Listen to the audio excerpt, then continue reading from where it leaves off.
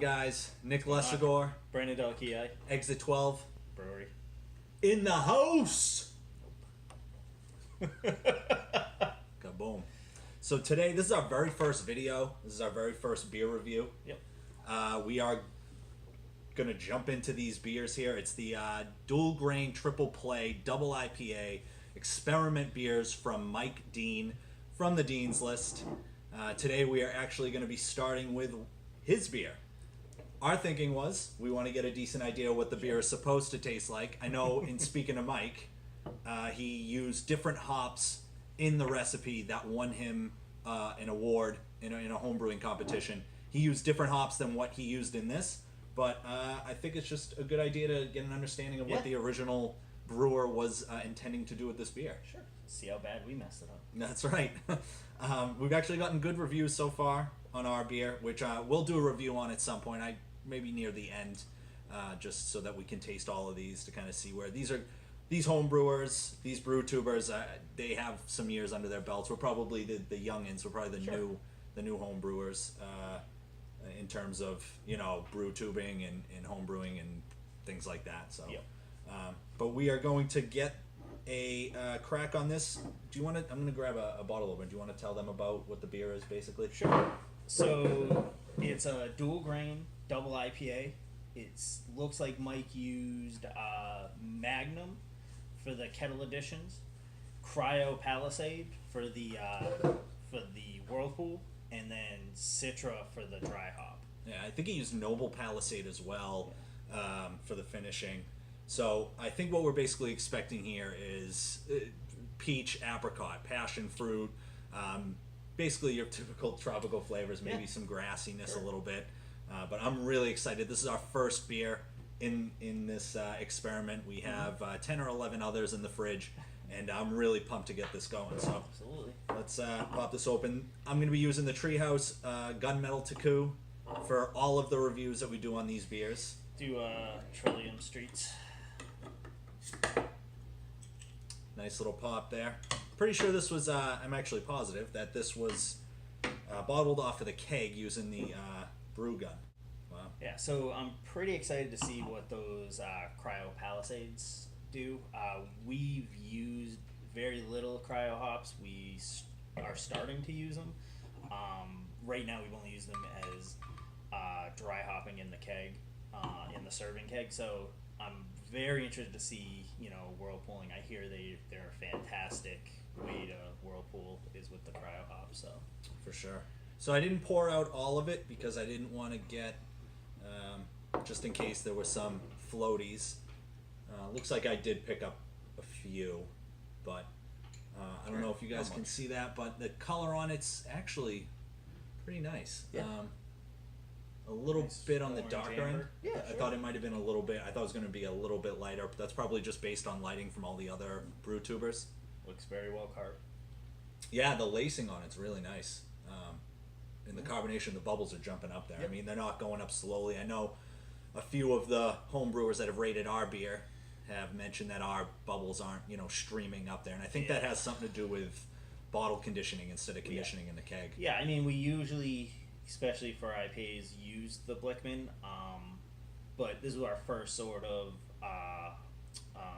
competition, contest, whatever you will, and we've had issues with our beer gun, as Mike knows, because he's made a video for us, so which was excellent. So yeah, it definitely was a little different doing it out of the bottle. For sure, and especially with hoppy beers, we weren't sure in terms of oxidation. But let's get a nose on this. Wow, that's interesting. Yeah. I'm definitely picking up the tropical notes, but on the back end of the nose, I'm getting like a grassiness to it, but like a really nice, like an herbal, almost like kind of like a hop tea in a way. Yeah, I definitely get the Citra right off the bat, which is awesome. Citra's fantastic for tropical, getting that tropical flavor. It really does come out. Almost like a floral, like a rosebud. I'm getting I think there is a floral aspect to it. Yeah. And maybe a This tastes like it's going to have some bite on it. It's 8.7%, which I think was the highest of the Brewtubers of the group of us. Yeah, but I definitely get a little bit of spice too, which is nice. Which is probably that Magnum, which is pretty good. Yeah. Yeah, but definitely. It smells definitely fruity. Great. Yeah. You want to take a sip here? Sure. Salute. Cheers, Mike.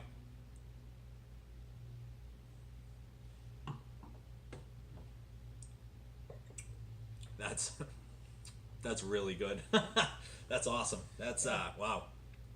Yeah, for an 8.7, it doesn't taste like it. It's very smooth. I mean, it's definitely got some body to it. That's dangerous. But it definitely doesn't, hit you in the mouth with the bitterness, and yeah, it's definitely got that fruit flavor. See, to me, the bitterness is even throughout the beer, which I like. I think there are beers that tend to have bitterness on the back end or on the front end, but I think the bitterness comes throughout the beer, and I think that's a testament to your brewing process, Mike. Yeah. Definitely still, pretty crisp. That's a great way to put it. Yeah, it's, we're used to, the big body with the nice mouthfeel in our New England IPAs, and this is definitely a traditional IPA with like nice crispness on the back end, which I really enjoy.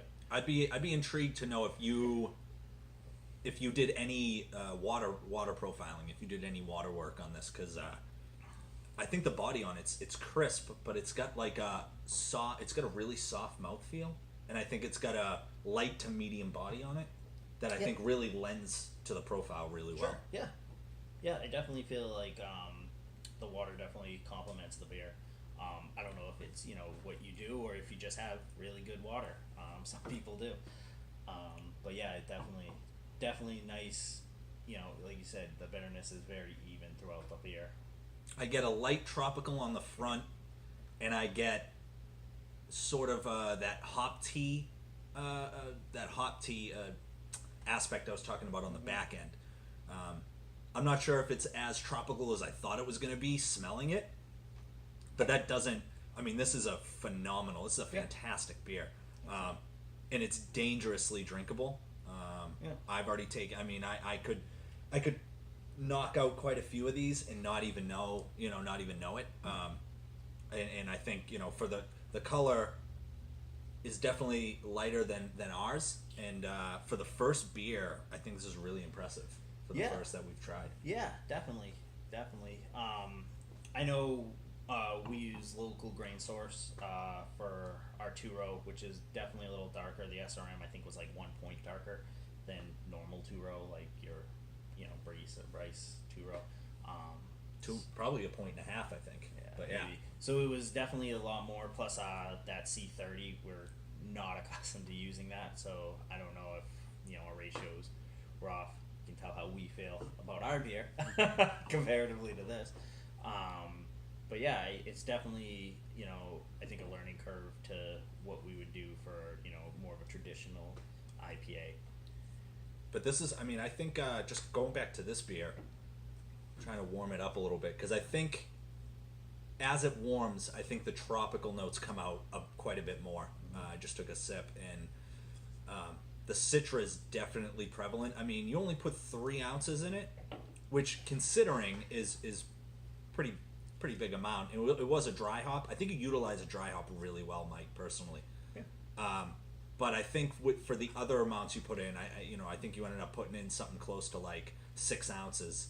I think it was like 6 3/4 or something more of the Palisade and the Magnum. Yeah. I feel like the layering of the hop additions and even the hops that were chosen was really well done. I didn't expect to get this much Citra on it. Yeah. For the other hops, the amounts on the other hops you added. Mm-hmm.